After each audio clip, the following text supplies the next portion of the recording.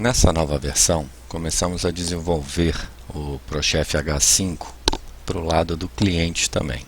Tá? Para isso, a gente mudou algumas coisas. Então, por exemplo, antes, dentro do cadastro de locais, você poderia escolher qual que era o seu CSS, seu estilo, e qual que é o seu wallpaper para cada local. Como o cliente não tem local, né, a gente acrescentou nas preferências do sistema um padrão para o H5. Então ele vai usar esse padrão. Se você tiver um CSS no seu local, ele vai sobrepor. Tá? Então aqui a gente tem três coisas, que é o CSS padrão, um wallpaper padrão, e se você quiser que seu cliente assine contrato, se você quiser que ele use contrato, você marca aqui contrato obrigatório. O que é um contrato? Pode ser um termo de uso, um contrato de qualquer que você queira que seu cliente assine. Basta você criar um arquivo contrato.rtf, né, enrich text, e colocar lá no diretório que ele vai usar isso. Bom, qual que é essas vantagens? É que, por exemplo, se a gente criar um cliente, tá? Então vamos criar aqui um cliente novo, Luiz, nome Luiz. Se esse cliente for novo, tá? Cliente novo, primeira vez que eu tô usando ele, tá? Vou botar aqui um celular. Eu posso, e você pode clicar aqui e enviar uma mensagem. Essa é uma mensagem nova que a gente criou, que é um link WhatsApp e Wi-Fi por WhatsApp, tá? Então você mandou isso.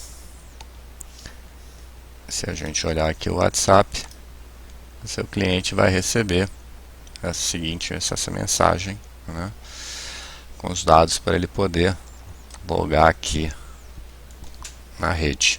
Tá? Então ele vai entrar aqui no navegador dele, colocar esse link. Já caiu no login de cliente, já estamos usando o CSS e o wallpaper dele. Ele é a primeira vez, ele não tem senha, ele vai criar uma senha, 1, 2, 3, por exemplo. Ok, tá, e já entra no cadastro dele. 22.640.060. Tá, então ele vai preencher as coisas dele. Blá, blá, blá. Tá, finalizou. Você vê que ele não pediu para assinar o contrato, então ele já criou o cadastro dele. Se a gente olhar aqui agora o Luiz, você vê que os dados dele já estão preenchidos. Tá? Então se a gente mudar agora para que o cliente tenha que assinar um contrato, né? Então vamos criar aqui um novo cliente, ou no caso pode, né, vamos criar aqui um novo cliente, o Zé.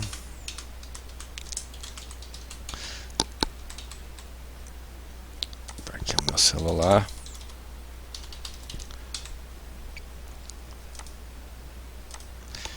Bom, ele vai receber a mensagem.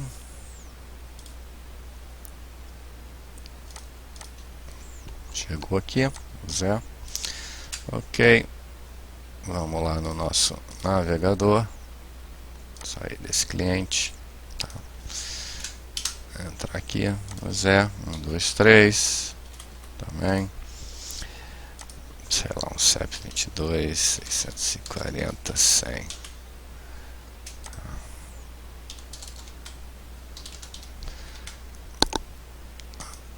E aí vai entrar aqui já o contrato. Se a gente quiser ver isso aqui, tá, iPad, vamos colocar aí no iPhone, né? Então, assim, seria mais ou menos como ele viria no telefone. Vai vir um contrato. E chegando aqui no final, ele pode assinar esse contrato.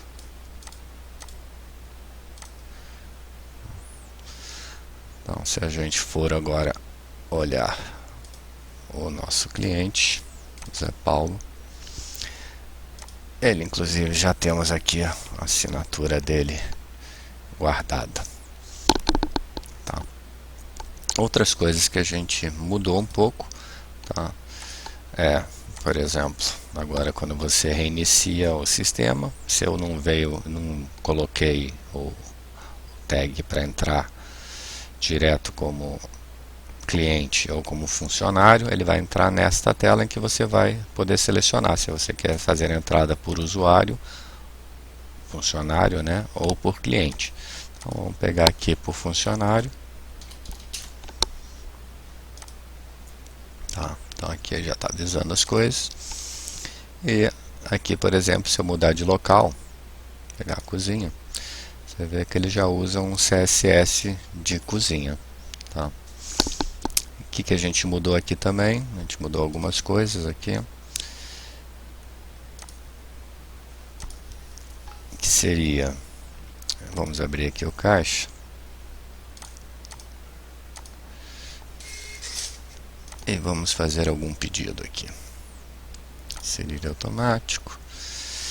Então, vou querer uma Heineken, vou botar uma observação bem gelada.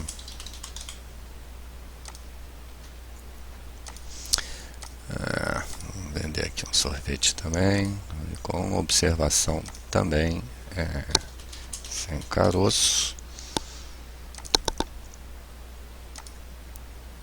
Tá, então lancei 2 itens. Pronto, esses itens foram para produção.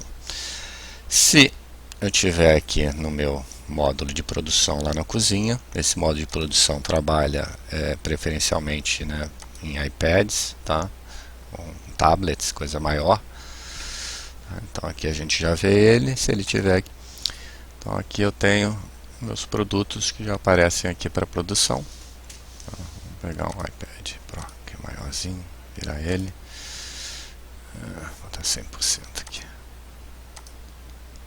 Muito. Tá, então, é isso que o cara da cozinha vai ver. Aparece aqui os pedidos já com observação. Ele pode vir, clicar em determinado pedido e marcar como produzido. Tá? E do mesmo jeito, você tem um monitor de entrega em que esses itens podem ser marcados como entregues. Tá. Então, essas são basicamente as novidades. Tá? Então, se por exemplo essa nova mensagem que entrou aqui, tá? Então que você pode fazer a sua mensagem, que bom que você veio conhecer a nome fantasia da empresa, né?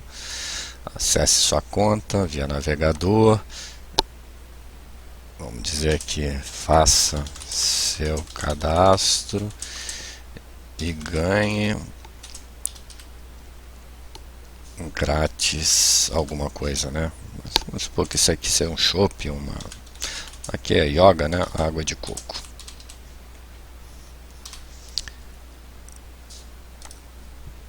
Água de coco.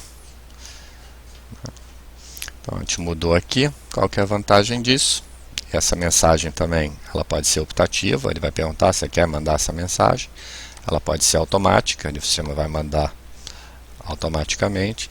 E em ambos os casos ela é silenciosa. Se ele não conseguir mandar, não vai vir um erro dizendo isso. Mas agora eu botei no automático, vou deixar na optativa. Tá. Então, se a gente tiver, por exemplo, aqui na nossa lista de espera, né, inserir uma pessoa, selecionar, vamos supor que seja uma pessoa nova aqui, o Mário. Então, Mário, vou botar o meu celular aqui. Ele quer uma mesa para 6 lugares. Atualizar a espera. Então, enviei a primeira mensagem, né? E agora ele vai perguntar se quer, como é cliente novo, se eu quero enviar uma mensagem com um link Wi-Fi, que marquei como optativa. Se eu disser enviar, ele também vai enviar essa mensagem. Se a gente for olhar aqui, então ele vai receber você está aguardando uma mesa para 6 pessoas, a atual posição na fila de espera é 1. Ele vai receber essa mensagem agora. Bom conhecer o ProChef, assista a sua conta via faça o cadastro e ganhe grátis uma água de coco. Beleza. Tá. E aqui ele vai ter que, para ele conseguir funcionar, ele vai ter que estar logado na sua rede. Tá? Por que isso? Bom, agora vamos ter que fazer uma explicação de como funciona um pouco uma rede de computador. Bom, vamos tentar explicar isso de um jeito mais didático possível. Tudo começa com seu roteador. Tá? Então você vai ter um roteadorzinho. Tá? E esse roteador ele vai ter um endereço de IP interno. Tá? No geral é 192.168.0.1. Tá? Às vezes pode ser 11.21.15.1, a net Vivo usa 15 aqui no lugar do 0. Tá? Mas enfim, esse aqui é o 192.168, é o endereço de rede interna.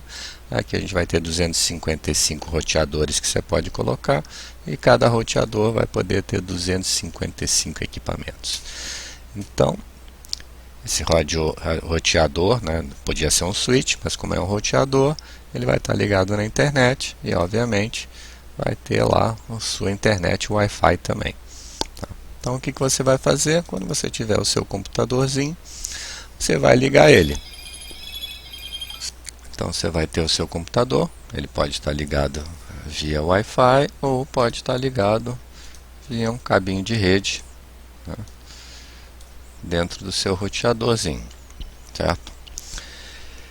Esse roteador, então, ele vai dar um endereço de IP, vai gerar, porque ele tem um servidor de DHCP, e ele vai gerar para cada coisa, cada computador que conectar na sua rede, ele vai dar um IP para o seu computador. Vamos supor que ele deu o 1 é o dele, e aí ele vai dando na sequência para quem ele quiser, e vai no geral usando numerações disponíveis. Tá? Vamos supor que se você coloca um segundo computador na sua rede, tá? E liga ele via cabo, ele vai dar um outro IP para esse computador, vamos supor o 23. A partir desse momento, você já criou uma rede interna. Então, este computador consegue enxergar este computador e vice-versa. Eles estão dentro de uma rede. Se você acrescentar, por exemplo, um tablet, um celular, ele também vai dar um IP para esse celular. E assim por diante. Ele vai dando seus IPzinhos para cada um. E aqui dentro você forma a sua rede interna, onde cada item aqui dentro da sua rede vai poder acessar qualquer coisa aqui dentro da sua rede. Tá? Inclusive, vamos dizer que esse computador aqui que vai ser o seu servidor do seu sistema. Mas então, como é que o meu cliente vai acessar isso? Ele tem que estar dentro dessa rede. Na hora que você passa o Wi-Fi para ele e a senha, e ele se conectar, ele vai estar dentro da sua rede, um IP da sua rede, e ele vai conseguir acessar o IP do seu servidor. Tá? Então, se a gente olhar aqui,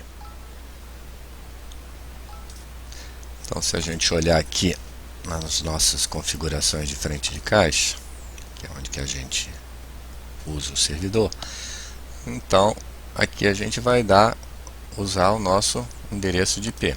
Tá? Então o meu computador, o servidor, está neste IP aqui, 192.168.15.100. Eu estou usando a porta 8085 para me comunicar com o sistema. Então ele estando dentro desta rede,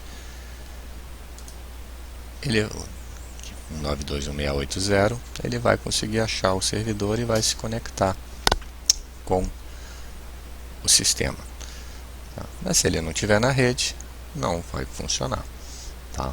Então, a mesma coisa que se ele estiver na casa dele. Tá? Então, você vai precisar ter um acesso remoto, de fora. Né? Então, se você tiver computador, tablet, celular, enfim, qualquer coisa aí, para você vai ter que se comunicar com a segunda rede ali atrás. E como é que você vai fazer isso? Você vai ter que se comunicar com o endereço, o IP do seu servidor, tá? Do seu roteador. Então o seu roteador ele vai ter um IP externo. Qual que é esse IP? No caso aqui, o meu IP interno do computador é esse e meu IP externo é esse aqui, 191.168.1.1339. Tá? Então, este é o IP externo. Se você colocar o IP externo aqui no seu e usar a rede interna, então ele vai usar este IP externo, o seu cliente vai conseguir conectar na casa dele aqui no sistema, tá? Ah, que beleza! Mas tem um inconveniente. Esse IP é dinâmico. Então, o que acontece? Hoje a NET te deu, no meu caso é Vivo, a Vivo está usando esse IP para mim. Se meu roteador amanhã apagar ou eles fizerem uma renovação de IP, vai aparecer um outro IP aqui. Tanto faz esse IP para eles, tá? Ele não é fixo. Tá? Então você tem duas opções. Ou você vai comprar um IP fixo, eles vão te dar um IP fixo, esse número é seu. Então você pode sempre usar ele, que sempre vai cair no seu servidor.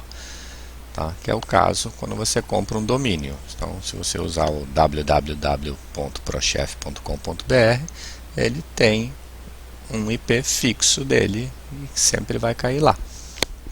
Tá? Então, mas comprar esse IP às vezes é caro e às vezes nem todas as operadoras hoje disponibilizam, tá? A não sei que seja você tem um link dedicado, um plano empresa, às vezes você não tem essa opção de contratar um IP fixo. Então você pode usar um IP dinâmico, tá? O que é um IP dinâmico? Em primeiro lugar, as pessoas tiveram que resolver os nomes, os números, né? Ninguém vai decorar número. Então, qual que é o número de IP da Globo.com? Não faço ideia. Tá? O que eles inventaram? Eles inventaram o DNS. O que é o DNS? É o Domain Name System, sistema de nomes de domínios. Então é como se fosse uma lista telefônica em que você põe lá www.prochef.com.br está usando no IP 191.168.1.1339, blá blá blá. Então se você digitar isso, ele vai vir aqui, consultar a tabela de DNS, vai ver qual que é o IP. O IP é esse e vai fazer a substituição e vai cair ali dentro. Tá? No caso aqui, a gente tem uma solução que é um IP dinâmico. Tá? Então você tem vários, NoIP, DDNS, tem várias empresas que oferecem, às vezes um IP gratuito, tá? Às vezes 3 IPs gratuitos. Tá? Então o que você vai fazer? Ele vai criar uma tabela, você vai poder criar um domínio, tá? Dentro das escolhas que eles te dão lá. Tá? Então, por exemplo, você pode ter um domínio yoga1 ddns.net, tá? Então esse pedaço aqui é fixo deles e esse daqui é um que você pode escolher. Então eu escolhi esse nome. Então se você botar esse domínio aqui, ele vai consultar lá. Você vai ter que ter um aplicativo ou no teu roteador ou no teu servidor que vai fazer essa manutenção de IP, ou seja, toda vez tempo 5 em 5 minutos ele olha qual que é o seu IP externo e republica aqui na tabela deles. Quando você clicar e usar esse endereço, vai cair, vai olhar e vai estar o IP certo, atual, e vai cair no seu servidor. Tá? Então o que você vai poder fazer, uma vez criado isso, é colocar isso aqui como teu servidor de DDNS e no caso aqui usar um endereço de servidor de DNS que vai cair externamente no seu computador. Ah, mas só isso vai funcionar? Não, tem outras coisas que também você vai precisar fazer, que é um pouco complicado. A primeira delas é que você não cai no computador. Esse endereço você vai cair no roteador. Então você aqui dentro do seu roteador, você vai ter que fazer um NAT, dizendo, olha, tudo que vier conectado pela porta 8085, eu quero que você encaminhe para o meu servidor, que digamos seja 192.168.0.100. Tá? Então, em primeiro lugar é isso, o roteador vai poder transferir tudo que vier nesse IP porta para esse computador. Ah, mas eu vou transferir para o 100. Mas esses IPs são dinâmicos, e se eles ficarem mudando, vão ficar mudando. Então você também vai ter que fixar o IP do seu computador no seu roteador, para ele sempre, seu servidor ser o IP, por exemplo, 100, tá? Para você poder as coisas darem certo. Em segundo lugar, você também vai ter que abrir as conexões de porta, tá? 8085, dizer essa porta está permitida, entrada e saída de dados. Então você vai ter que abrir no seu firewall.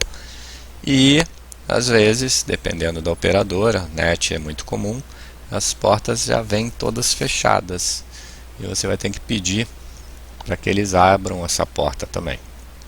Então vai ter que ligar lá, eles abrirem essa porta. A partir daí você vai conseguir fazer a sua rede funcionar e acessar externamente o seu computador, tá? O seu servidor. Então, obviamente que isso também traz alguns problemas de segurança, tá? Então, no caso aqui, conexão de área de trabalho remota, eu posso acessar remotamente um computador, tá? Esse servidor. Então, o que vai acontecer? Estou usando pelo próprio Windows, o Windows vai permitir você. Essa daqui é uma porta de conexão de área de trabalho, é 3389, tá? Que é uma porta que, se você abrir, eu posso conectar aqui, mas qualquer outra pessoa pode conectar, é claro. Ele vai ter que saber a senha do usuário do Windows lá para entrar no computador. Mas se você botar usuário sem senha, senha 123 e essas coisas, você vai criar uma brecha de segurança em que o invasor pode acessar o seu computador e te causar prejuízos. Então, abrir uma porta remota de conexão de área de trabalho remota já te implica numa brecha de segurança. Ah, você trabalhar numa porta fixa, tá? Então, por exemplo, o que acontece aqui no ProChef? Eu estou usando uma porta fixa que vai cair e a única coisa que ele vai abrir é um programa lá. Ele não tem acesso ao computador. Então, ele não tem como entrar e hackear o seu computador. Então, isso aqui já é uma coisa bem mais tranquila de você abrir. Não vai te gerar nenhuma grandes transtornos. Bom, acho que deu pelo menos para dar uma explicada aí como é que funciona a coisa.